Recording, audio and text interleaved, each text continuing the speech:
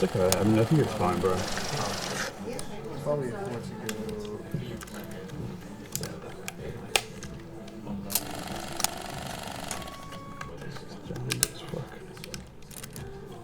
Probably 4 you can, no? I actually, that's what's going on. Think about that. You said natural? Yeah. 2 years ago, you stepped off stage. At what point did you know you needed to take a break? I think I probably knew, like, 2 songs into the set at Glastonbury that I couldn't do it. Like, Glastonbury's obviously the big deal. This is kind of like the biggest deal. And it was the Pyramid stage, so it was like a big old gig. And yeah, second song in, I was probably just like, this has to, like, I can't keep doing this to myself and other people as well. People were coming to gigs and I was like, it's not how you want to watch a show. As far as I was concerned, it was like, I'm done indefinitely. I didn't take a break to just focus on getting better. I took a break because I needed a break and like to sort of like release the pressure valve a little bit. The public's reaction to the performance was pretty incredible. What did it feel like to watch it back? I was on stage and I was on complete autopilot. In my head, I feel 1,000 miles away there. And I watch it back and I actually feel sad watching it. I don't watch that back as a, what an incredible, I know everyone else does, and watch it and I go, what an incredible moment. And it is a beautiful moment and people were like, people really were helping me and like they helped me get through it and they made it like a much less embarrassing moment where if like no one was singing along it would have been pretty bleak. But I had a real problem with the fact that I was like, the reason I think that I got so anxious in the first place was because I wasn't living in the moment at all. I was thinking about I was catastrophizing, thinking about all the things that could go wrong. Another thing I was looking at was like, this is so sad that this should be like a really happy moment, and it isn't. Like I'm just sitting here. I'm like achieving my dream here. Like this is literally, if there was a film about like being a singer and like starting as a kid and like being like, oh, I'd love to be a singer one day and perform in front of people, blah, blah, blah. I'm like, I've done it. I've got to the end of the film and it's not how I thought it was going to be. And the thing that I wanted to do the most has made me feel the worst. And like, I don't know, it was like a weird mix of emotions. But yeah, I wasn't present enough, I think, to like appreciate what was happening when it was happening. And that's why when I watch it back now, because it is an incredible thing to watch, but I don't look at it as like a uplifting, happy video. I'm probably the only person who looks at it and doesn't see it as an uplifting, happy video, because I get it, watching it, I'm struggling. Everyone's like doing like uplifting and it's been a beautiful thing. But what would have been a much happier video to watch for me is if I was able to sing it and I was part of the whole, I was part of the singing and we were all in it together or whatever. But I just see like someone who's like completely not there and just having literally the worst moment of his life. How have you got to the point of feeling great? Well, I think I was doing therapy before, but I was like lying my way through therapy.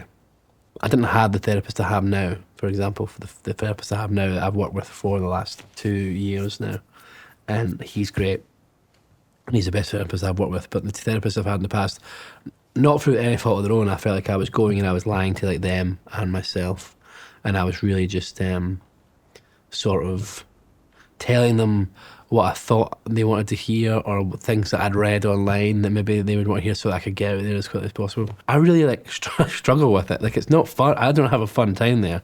I feel amazing after it. It's like going to the gym, I think, do you know what I mean? Which obviously I'm well versed in.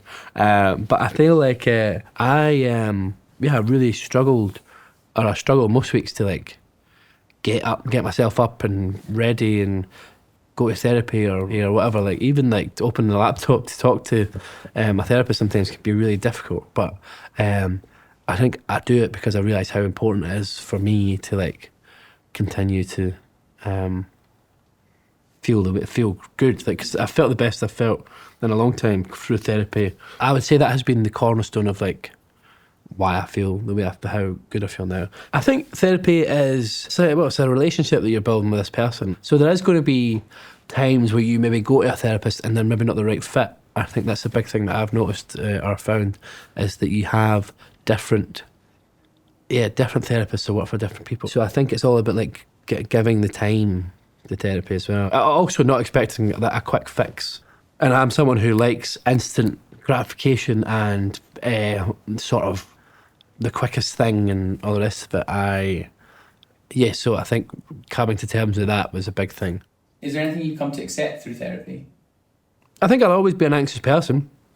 I think accepting that that's always going to be there for me is a big thing. It's about how I respond to anxiety and how I respond to a lot of stuff in my life is how I don't like this phrase, but show up for myself. I have neglected to look after myself in the past, both mentally and physically, and I have made promises to myself that I haven't kept. I think for me, it's accepting that I'm always going to have this stuff there. Yeah.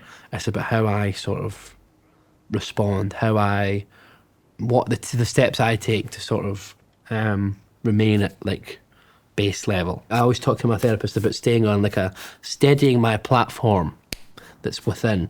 Yeah.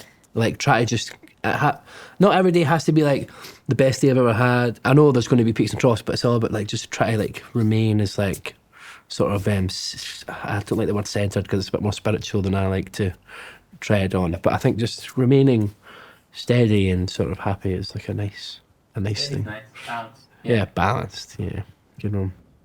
How did you prepare for Glastonbury this time around? I did some secret gigs to sort of ease in. It felt weird that the first time I would ever be on stage after going away for my mental health would be to throw me into like just doing 100,000 people at Glastonbury. So we did these like warm-up shows in Scotland. And did you feel anything? I did, yeah. I cried.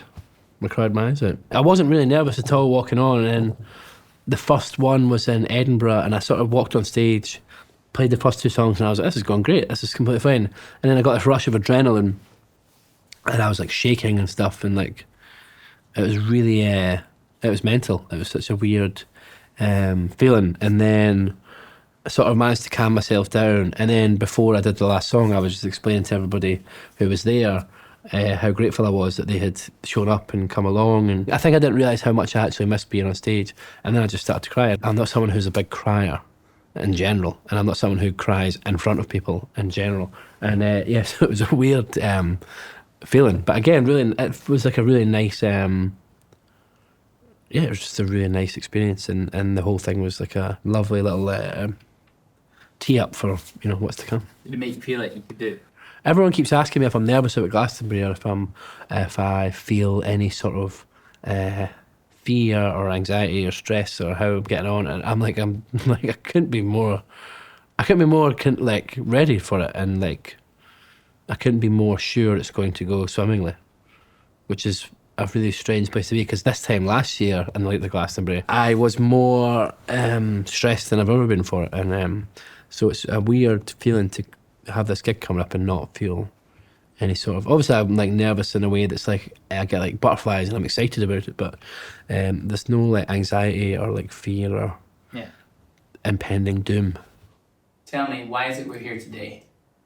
Therapy has been such a massive part of my I guess last 2 years, a massive part of the reason that I'm able to be a musician again. In partnership with BetterHelp and with sort of to reflect my experience of therapy and the importance I feel it has in my life and other people's lives, we're giving away 734,000 free hours of therapy.